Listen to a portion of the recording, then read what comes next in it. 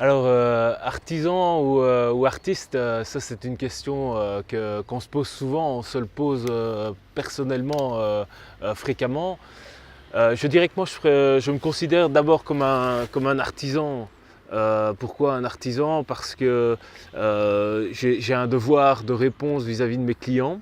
C'est vraiment lié au commerce. Maintenant, l'artisan, pour moi, c'est quoi? C'est avoir des produits, des matières premières nobles, partir d'un fruit, d'une farine, d'un froment, et, euh, et de le transformer. C'est ça l'artisanat, c'est de le transformer et de jouer avec sa créativité pour rendre un produit hors norme et le rendre vraiment, lui donner une certaine grâce. Disons, le parallèle entre l'artisan et l'artiste, c'est la créativité. Et ça je trouve, ça se rejoint. Ce côté commercial, on ne le perd jamais de vue et on a toujours cette contrainte entre faire quelque chose de très créatif, mais on a quand même une marge, on a un prix à respecter et c'est ça qui, pour moi, définit la différence entre artisan ou artiste. La durabilité pour nous, c'est quelque chose qui est rentré en ligne de compte depuis une bonne dizaine d'années. Forcément pour nous c'est très important de respecter la planète sur laquelle l'on vit et essayer de rendre notre métier le plus durable possible. Donc pour ça, tu sais par exemple les problèmes que nous pouvons rencontrer avec le cacao. On parle de pénurie de cacao et je pense qu'on a notre mot à dire et notre façon de travailler va influencer l'avenir du cacao. Mais ce n'est qu'un exemple, on retrouve ça dans un tas de domaines.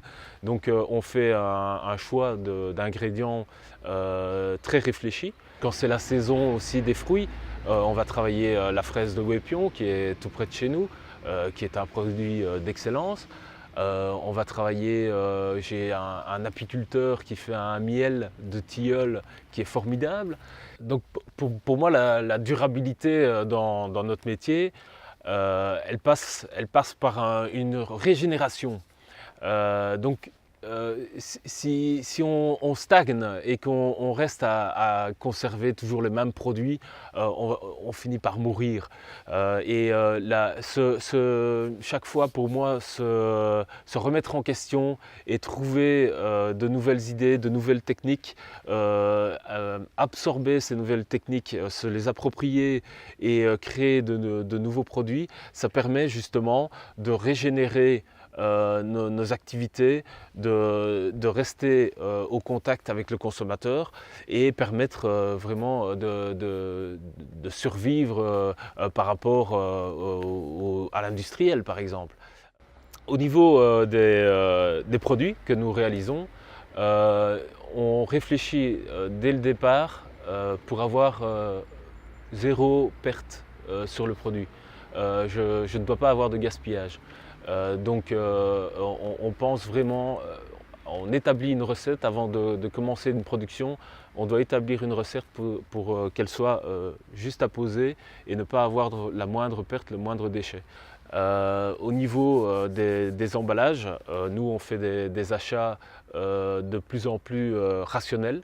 On fait des achats qui sont réfléchis au niveau des quantités.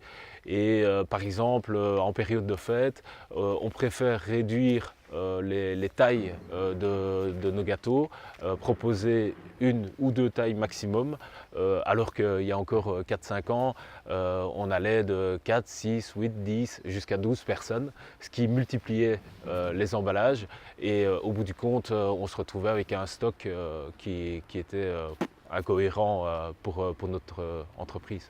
Souvent, moi, je trouve l'inspiration, tu sais bien que je suis très attaché au monde scientifique, donc j'ai pas mal de contacts dans le monde scientifique et je lis beaucoup de choses aussi. Pour découvrir tout ce qui nous entoure, comprendre le produit, comprendre la réaction d'un produit. Souvent, je pars d'une idée de réaction. Donc, qu'est-ce que c'est qu'une émulsion? Et une fois que tu as bien compris le phénomène, après, c'est la créativité et tu parviens à détourner des utilisations communes pour faire de nouveaux produits. Voilà, ça c'est vraiment comme ça qu'on travaille.